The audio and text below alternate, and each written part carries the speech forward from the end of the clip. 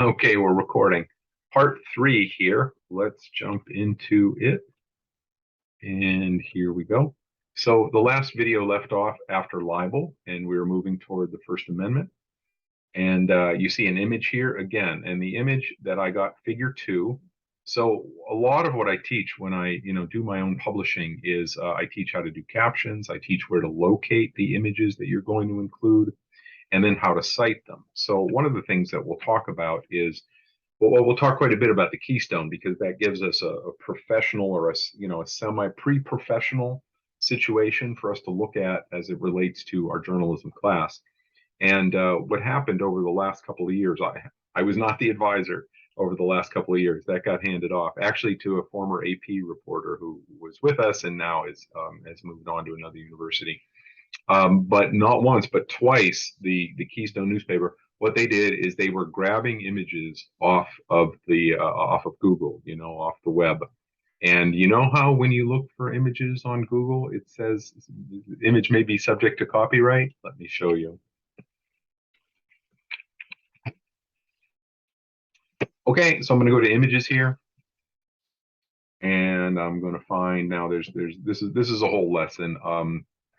I'll go quickly, and then we're going to get to photography later in the semester, so maybe we'll be able to do more with it. But there are tools here, and the tools will give you a size. So if you just want large, and if you're doing anything in print, you probably want to go larger than any size.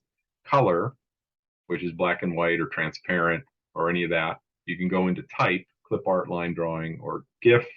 Time, which is any time or past 24 hours. Now, what they've added recently, and I'll try to zoom in on that, is usage rights. So if you go here, and there's this Creative Commons license, and there's commercial and other license. So we can go to Creative Commons license here, and we can see what we're dealing with in terms of images. So these are ads. So I'm going to skip past that. And then there's aquarium and ocean and drawing and tropical and all of this stuff. But let me just grab one down here. I want to put in an image of a fish. Now it says free SVG. So let me click on that. And it says, get this image, free SVG, and there's license details here that I need to look at. Now, this is the stuff that I'm talking about. It'll all tie back in a second. Stay with me. So license details, and here we go. So this is universal public domain dedication. So this image is in the public domain. That means you can use it. There's no copyright on it whatsoever.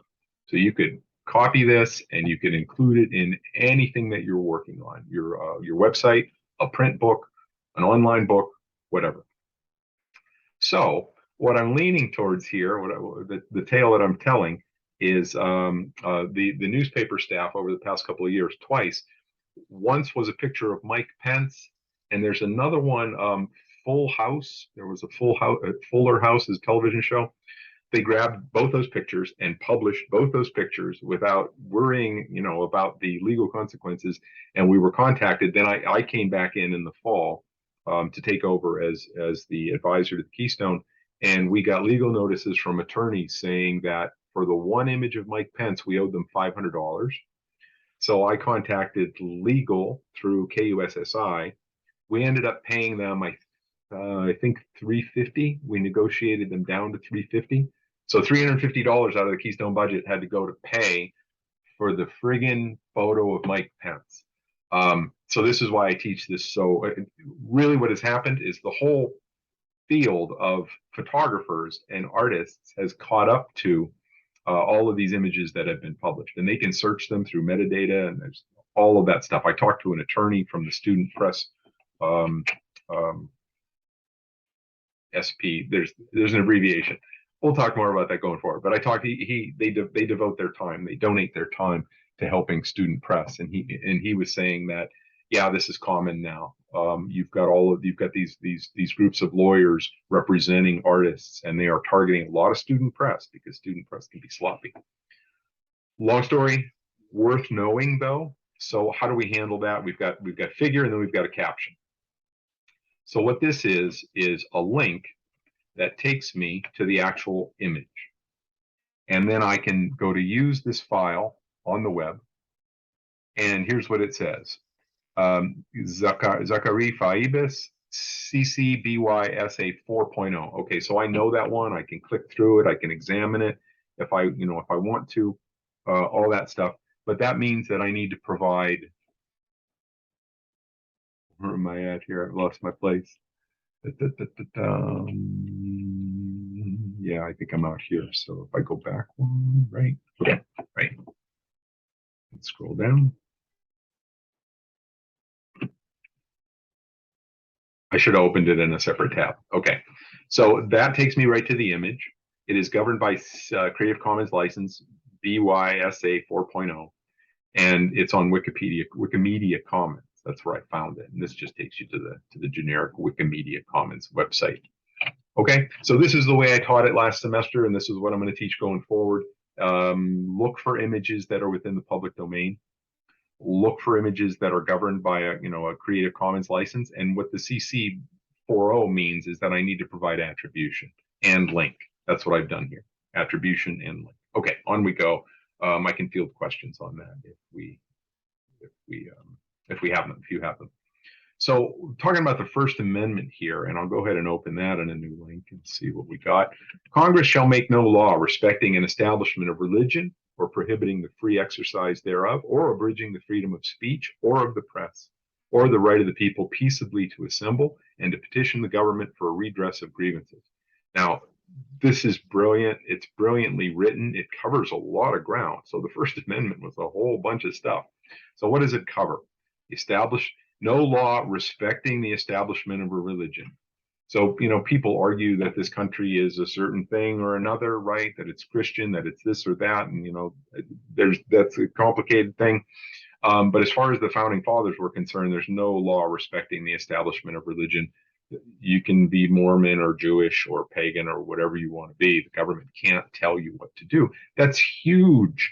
Otherwise, there would be, we'd be in a theocracy like in other countries, which enforce certain things, like at the barrel of a gun pointed at you, saying you need to subscribe to these religious ideas. We're protected by that. Prohibiting the free exercise of religion as well, or abridging the freedom of speech or the press. Okay, and this is free speech right here. So the press has the ability, individuals have the ability. But you'll notice that one of the things people get wrong all the time is Congress shall make no law. That means government, essentially. That's the way it's been interpreted by the courts. So, for example, here's my blog. Do any of you have the legal right to be published on my blog?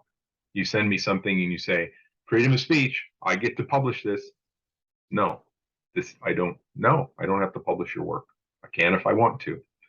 So, and government can't force me to do that. And it can't, you see what I'm saying? So you have the freedom to create your own blog and do what you want and have your voice. And you have the freedom to not publish an email that I send to you to say, please publish this. So people misinterpret the First Amendment on a fairly frequent basis. They think that it gives them the right to say anything they want at any point, at any time, and right, and everything is the same. So no, it's all about government intrusion. Private publishers don't have to publish anything that rolls in across the threshold. Okay.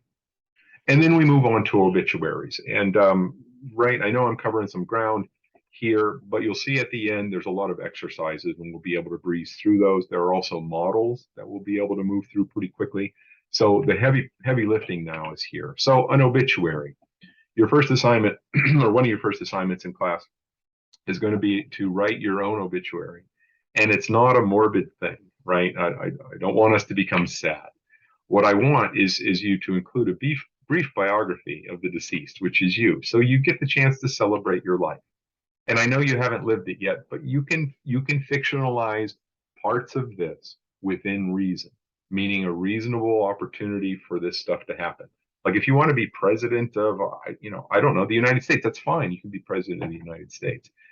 Not so much into, early on when I gave this assignment, when I first started doing this, somebody wrote abducted by space aliens. No, please no. I appreciate the creativity. This is not a creative writing assignment. I want you to grapple with factual information, and obituaries are important. Last semester we had a speaker series, and Molly Belinsky, who works for the Allentown Morning Call, KU graduate, English major, didn't write for the newspaper, was looking for a job, went to the Reading Eagle, and they said, well, where are your clippings? Didn't have any. Clippings meaning publications. Okay, so any of the publications here on the Keystone newspaper website, which is the keystonenews.com, would be considered clippings. And she had none. Molly had none. So they gave her the opportunity to write some obituaries to see whether she could do it. Well, she's an English major and she's smart, and so she was able to do it. That was at the Reading Eagle, and she worked for another place. I don't know whether she went directly to the Morning Call or not, but knowing how to write obituaries got her the job. And here's a model obituary, which we'll look more closely at going forward. And now we're into assignments. Here's a typical obituary form. So, if you wanted to look at this, you could. If you wanted to print it and fill it out and then write your obituary, you could do that as well. And again, if I can bounce back up here, I do give you a model here, which I'm going to blow past right now. Okay. Yeah, I don't want to get too deep into that. Okay, then we move on to press releases. You're not going to write a press release, but I think it's important for you to know what they are. Okay, press release model for discussion. Then we move into hard news.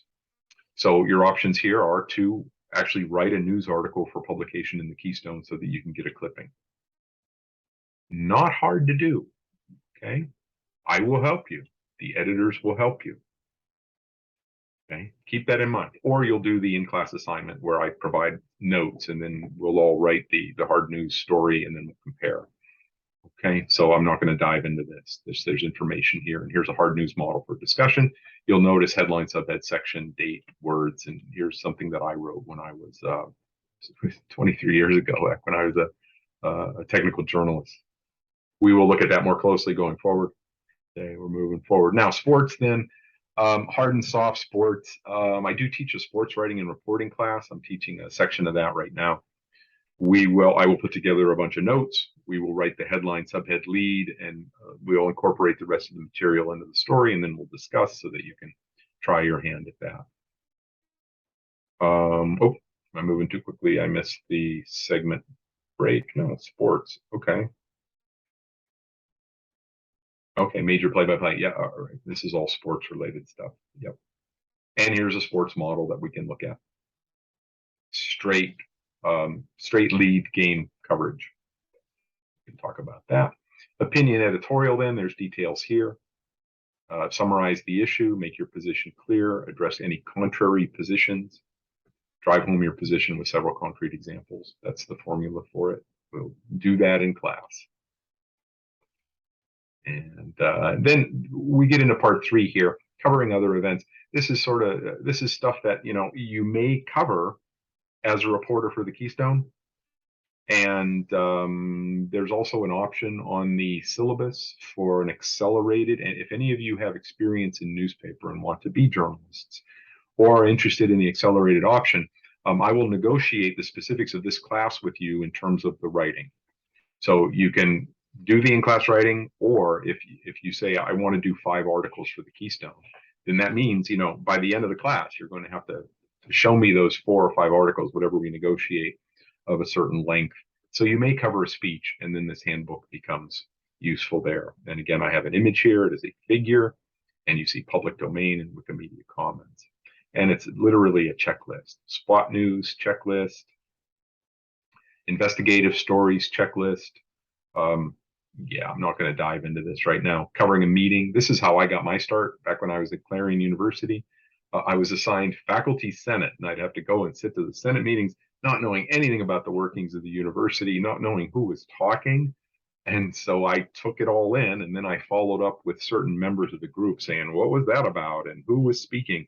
And I wrote a bunch of stories on faculty senate. That's how I cut my teeth, as they say.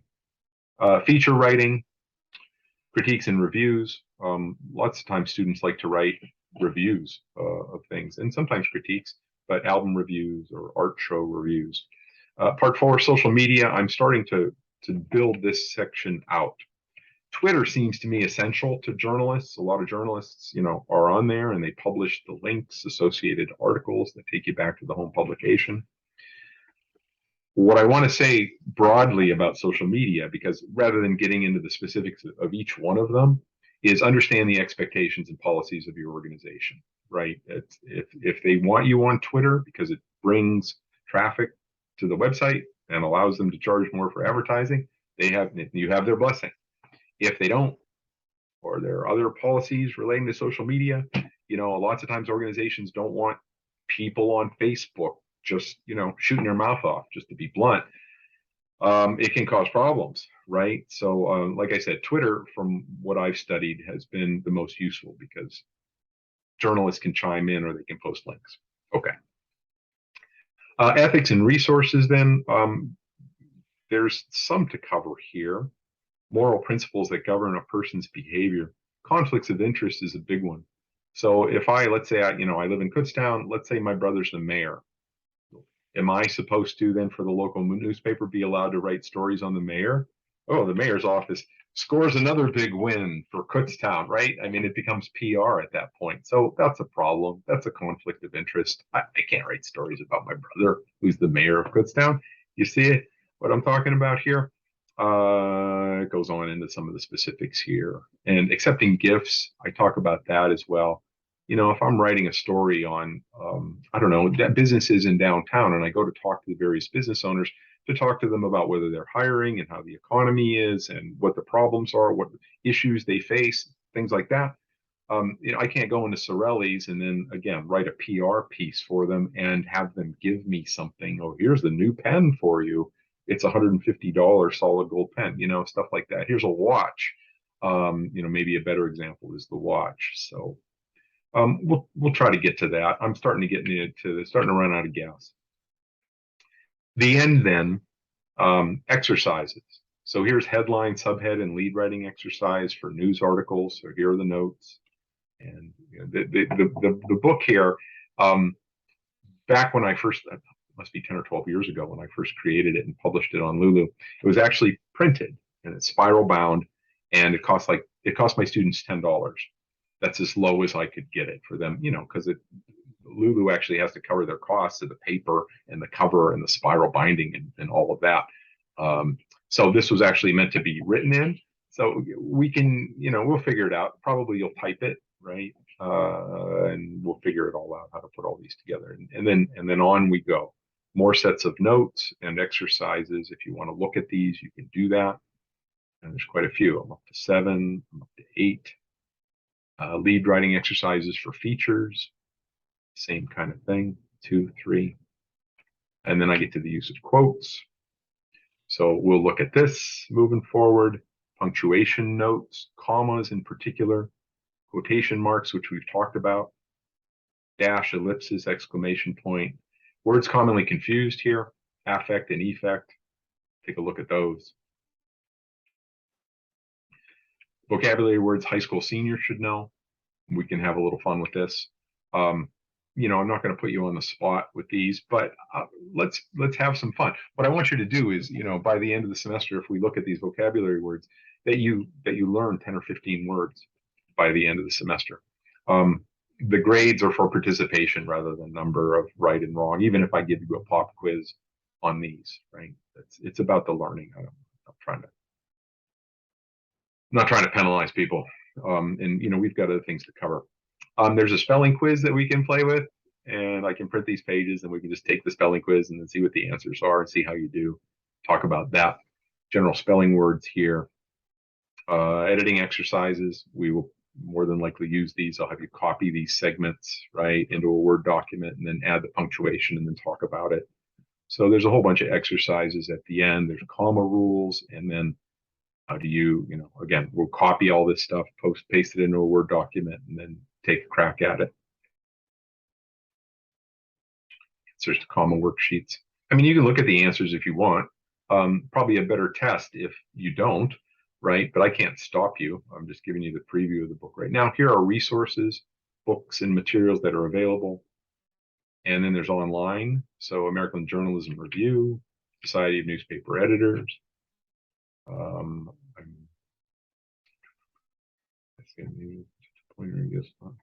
I was trying to think of the Student Press SPLC. The SPLC. SPLC. No, not that. Student Press Law Center, right. So here's where I talk to I should probably add this to my book. But that, Department of Justice, and that is the end. So that is an overview as quickly as I can do it of the book of the class. I hope that it plants some seeds and we'll come back to that. So I'm going to stop recording. Talk to you soon.